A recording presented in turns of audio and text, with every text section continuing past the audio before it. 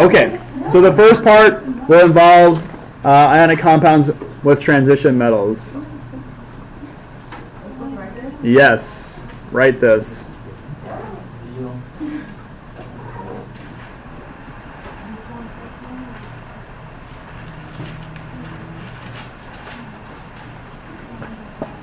Let's start with the easiest and work our way towards the more challenging. So when you write formulas, which I think is fairly straightforward,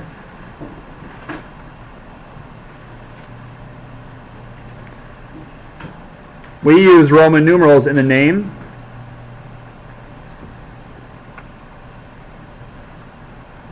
to indicate the charge on the metal.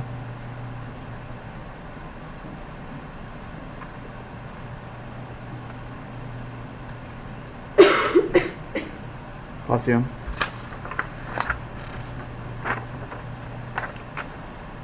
Missed you. Oh my gosh. You know what I saw today? It's the dean's office. These are always +1. This is always +2. But in here, in the transition metals, this section here, the lower columns, the lower groups right here, these ones can be more than one charge. For example, manganese can be a +2 or a +3 or something else. Iron's +2 or +3. Copper can be a +1 or a +2. I don't know all of them offhand, but once you start to involve all the d orbitals, then the charges get different. And so we have to communicate what those charges are using the Roman numerals. Whereas if I just said calcium, you would always say, well, it's always +2. But, or like, sodium is always +1 because it's in the +1 column. However, here can be different charges. So we need to use Roman numerals to indicate what those charges are. So for example, if I told you that something was called copper 2 chloride,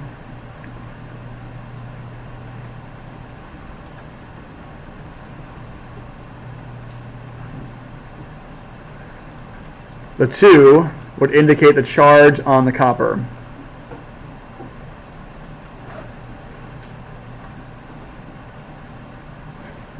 And if I wanted you to write the formula, you would do the same thing that you did yesterday, which was step 1, write the charges out, step 2, crisscross, or drop and swap, or chips and dip. So the first step, write the charges out. Well, the charge is now easier for you. You don't have to look up copper because it's telling you right here that copper is +2. So you'd write Cu +2. Then you probably would need to look up chlorine. Chlorine's right here. It's in the -1 column, and so its charge is obviously -1. And then you would crisscross those to get their formulas. So that goes there, and this goes here. And you drop all the positives and negatives, and all you write are the 2s or 3s. You don't write the 1s, and so it goes CuCl2. That is the formula for copper 2 chloride. This is the work.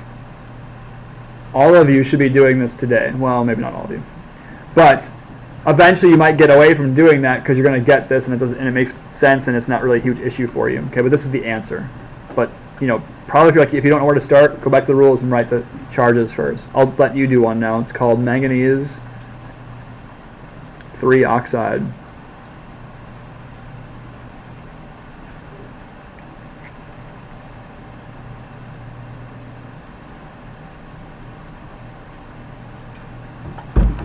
Give it a shot. Ow.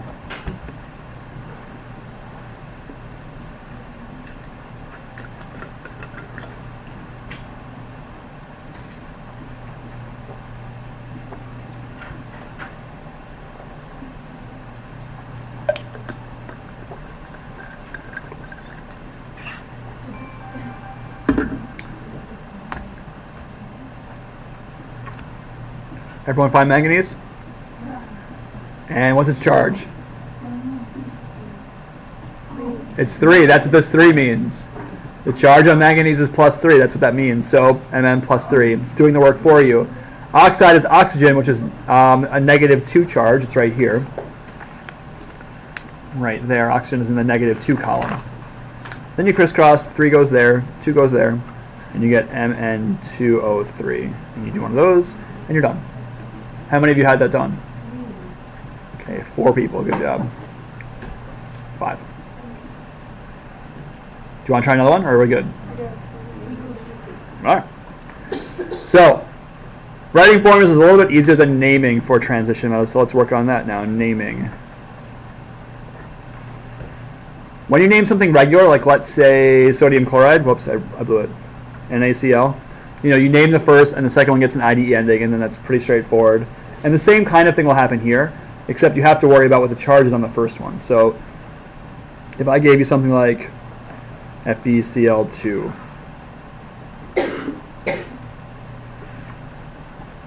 without worrying about Roman numerals, you could probably name this. If I said don't worry about Roman numerals, you'd say, oh, well, iron is the first element, the second element is chlorine, give it the ID ending, and you probably call it iron chloride, and that's right. But you need to worry about Roman numerals when the first element comes from the middle of the periodic table, which iron obviously does, comes from right here.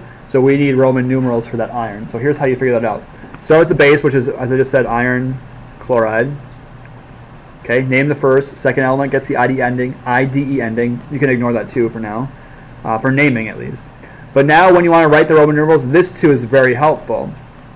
What you should do is sort of cut this in half and think the entire thing has to be 0. Remember, the entire thing was neutral. You'll never know what the transition metal charge is, but you will always know what the negative charge is because you can look that up. So the charge on chlorine is what?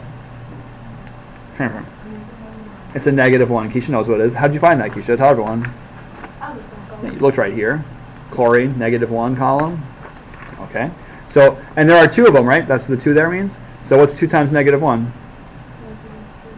It is -2. Oopsies, you don't need to write all this out. I'm just showing you that 2 times -1 is -2. So this half is -2. The whole thing has to be equal to 0. So what does this left-hand side have to be equal to? +2 to cancel out the -2. So you get iron 2 chloride. There's an easier way that works sometimes. I'm kind of reluctant to tell you about it, but you can reverse crisscross sometimes. This time it works. Just take the 2, put it back up there. Doesn't work every time though, but it works this time. Let me give you an example of when it won't work. Like if I told you that something was this. Okay. This is C little o or lowercase o and then capital N. So the first element, if you're searching around for it on your periodic table, it's right here. It's cobalt in the middle. And remember, second element gets the IDE ending, so this becomes, instead of nitrogen, it becomes nitride. That's all well and good, except cobalt, as I just showed you, is in the middle of the periodic table, so it needs to have a Roman numeral. And the way that you figure it out is you use the nitrogen to get you there. So what's the charge of nitrogen? You go back and look, and you say, oh, nitrogen's in the -3 column. Oopsies, you can't see that. -3 column right here. So its charge is -3. So to cancel that out, what does cobalt have to be? It has to be a +3. Notice there's not a 3 here to reverse crisscross. That wouldn't work. There'd be a 1, and you'd say cobalt is 1 with that. So reverse crisscross is nice in theory, but it won't always get you the correct answer that you want. Go ahead, Keisha. Yeah. Well, no, I guess not. I don't know. Maybe. Yeah. Can I just write I? You sure? I don't know. Hard question. Another one? Last one? Another time reverse crisscross won't work. Try to name this one and try and figure out what the Roman numeral would be. Take a minute or so.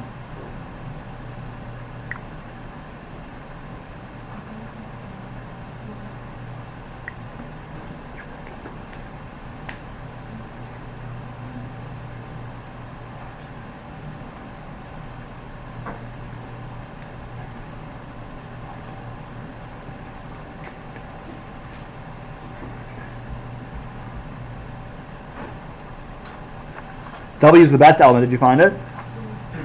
It's tungsten right there. You know, if you buy a tungsten ring for your lady friend or your man friend when you get married, and they're playing some basketball with the ring on, they jam their finger and it swells up, you can't cut it off. You got to cut the finger off instead. Whoops. That's one of the reasons that tungsten is the best.